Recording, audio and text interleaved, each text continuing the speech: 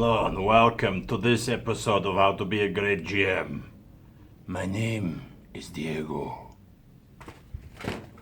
Actually, frightfully sorry, the name's not Diego, it's actually Felonious Scrub. Yes, that's right, the top of the morning to you.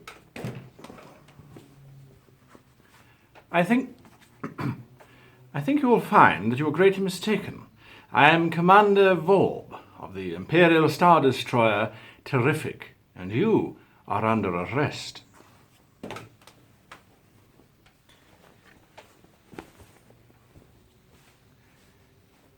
You are both mistaken.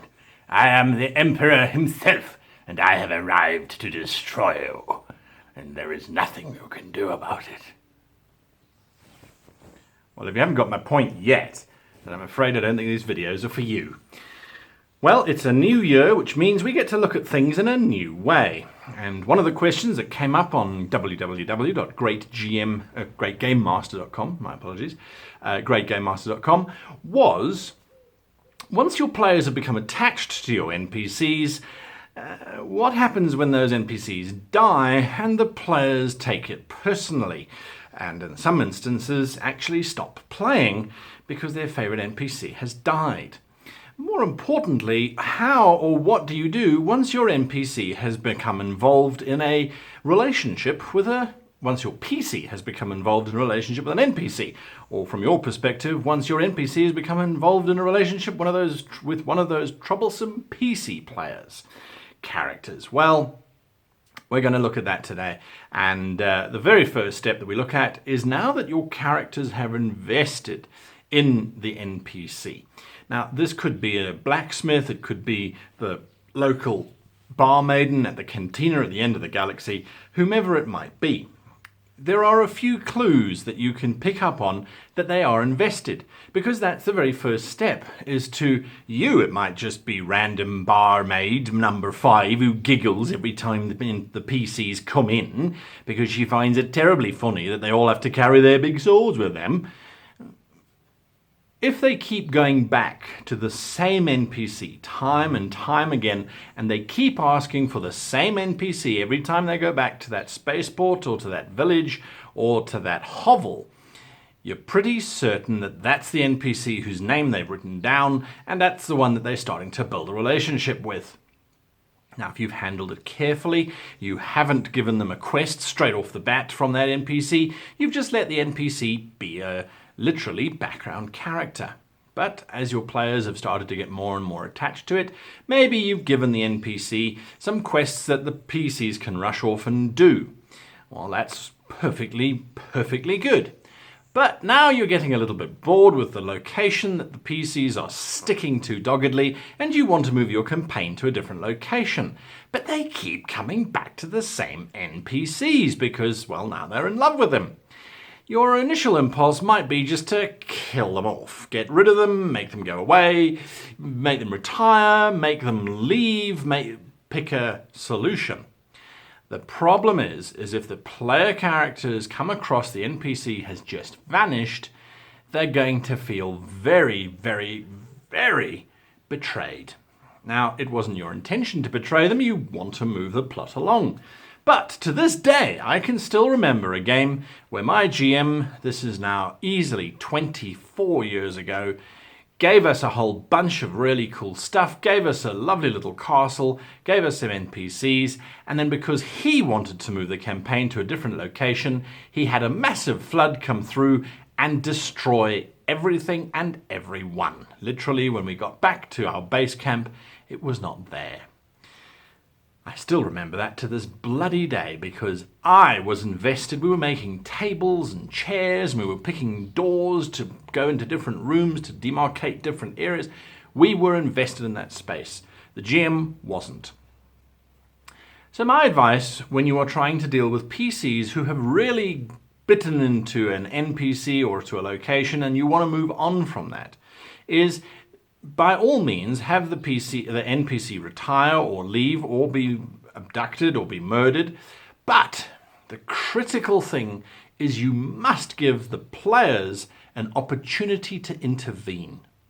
Now, even if the players are on the other side of the planet doing something, And you want to, whilst they're away, decimate the village that they keep going back to. Have the PCs come across some other NPC who just happens to be delivering a letter or is moving around the countryside for reason X. You need to give them a reason because the PCs will interrogate this particular individual, but you need to have the NPC wandering around, bumping into the PCs somehow, or some kind of vision that one of the magic characters has, or one of the telepathic characters has, some kind of vision of events to come. The village burning down, the NPC being slaughtered, so that they have an opportunity to change the course of their current adventure and to head back. Or, if not to be able to abandon their quest, perhaps it's time sensitive, or perhaps they're in the middle of a dungeon and they can't just get up and go back to the village, what you need to do is give them the capacity to send a warning letter to the NPC in the village. Or a warning to the starship, or a warning to the cantina, or to however or whatever the setting might be, whatever your PCs are invested in, whatever NPCs your PCs are in love with. You need to give them the capacity to be able to send a message back saying, listen, there's trouble on the way. We've seen this kind of vision. We've had this kind of experience, whatever. We've met somebody who heard the goblins are planning to attack. It's irrelevant. Get them the capacity, give them the capacity to get back and save the day, or to intervene in some way. And then you have to ask yourself, you might want to get rid of that NPC or that village or that spaceport or whatever because you want your PCs to be able to wander further and farther afield. Is it that important to you to really get rid of that NPC or to get rid of that castle? If it isn't, if it's just because you want the players to move out of the current county that they're in to go into a different sector of space, and you feel that the NPC or the location is bogging you down, move the location. Once the warning has reached the Blacksmith that there's a goblin invasion, when the PCs get back and they find the village burned to the ground, there might be, under a stone hammer in the center of the quad, a note written by the Blacksmith saying, I and my daughter have taken your warning and have headed south into the deepest, darkest jungles because we feel that's the safest place for us to stay. Of course, it might not be the most logical place, but that's where your campaign is going to be moving to, the deepest, darkest jungles. Well, gosh dag nabbit, the Blacksmith happened to have an aunt who happened to have a tree that she was farming for money, and he decided to go and join her. The point is, they have moved on, and you can now use them as a pull to your new territory. So instead of trying to fight the PCs to leave and to go away, because now the PCs might want to get retribution against whatever's destroyed the village or whatever has caused this calamity, but if the purpose of their return, if the NPC or the NPC really, you can't move structures too much unless it's a starship or a space station, that kind of thing. If the purpose is for them to get back to the village to save them, and you've now moved them elsewhere, they shouldn't necessarily linger to try and see what's happened. They should go to the NPC, and then you can make the NPC's notes say something like, I think we're being followed, just to give some urgency to make sure that they generally do go after the NPC into your new location. On the other hand, you may feel that it's absolutely necessary for the NPC to die. Now, this is perfectly acceptable. They are your NPCs to do with as you wish, O great game master, and you might decide, right, it is time for Bob the Blacksmith to bite it. Now, Bob the Blacksmith has been in a loving relationship with Sylvia, the fair warrior maiden, who's played by a PC, and they were planning on getting married and having children. But Sylvia is off saving the world from a dragon, and you want Bob to die because you feel that thematically and narratively it will be much more dramatic for Sylvia to return triumphant over slaying the dragon to find that her beloved Bob has been killed by thugs, by a raid, by an evil wizard, by whatever you want, whatever is you are setting up for your next adventure. Because ultimately you shouldn't be killing off NPCs at random. Yes, that happens in real life, but in role-playing everything happens for a reason because you, the game master, made it so. There should be some kind of tie-in because the players will be looking for a tie-in. And if you don't have one, it really will feel like a very empty resolution to that experience that they've been having, which ultimately debases your entire role-playing experience because you go, well, why have we been sitting here for 12 months role-playing time and time again, and then this random stuff happens which you, the GM, have no control over? Or a murder happens and there is just no reason. It was just a random thing. That's terrible. Don't do that. That's bad game mastering. Have a reason, because the only way to make an NPC death seem fair, to make players go, all right, he's died, I'm very unhappy because my beloved has now passed on, my character is distraught, upset. The only way to make it feel as if there's a reason is if you now hook a story around it that your players can now go and solve and get some kind of closure on. Who killed Bob? Why was he killed? Where is that person? Can we go there? Can we find something? Can we?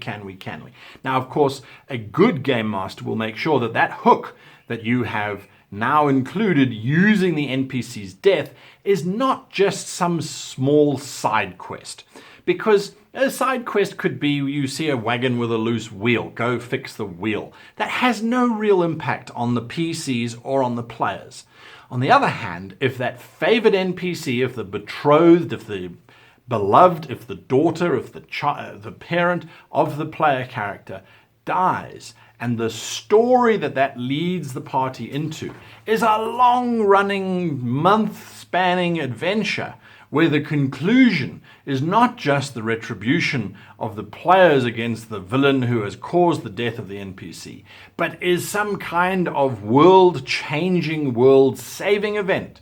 It means that the NPC's death wasn't as hollow as it first appeared. And what that does is it makes the PC feel as if it was their relationship to the NPC that led on this amazing adventure, and that the NPC's death had to happen.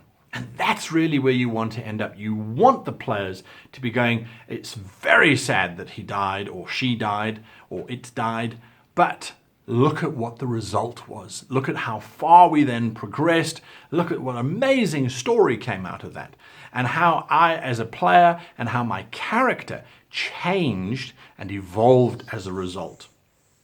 If you can achieve that, your players will be walking away from every session going, I hope he bloody Martins everybody, because this was great. We really enjoyed this adventure that started off because Mincy, the barmaid, bought it in the barn.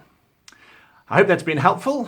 Hit that like button, hit that subscribe button if you want to see more. And of course, you can join us on Patreon and go and check out the website where you can leave more comments on videos you want to see in the future, which is www.greatgamemaster.com. Until next time, hang around for some credits where we pay homage to those people who have made our lives just that much better. Until next time, happy gaming.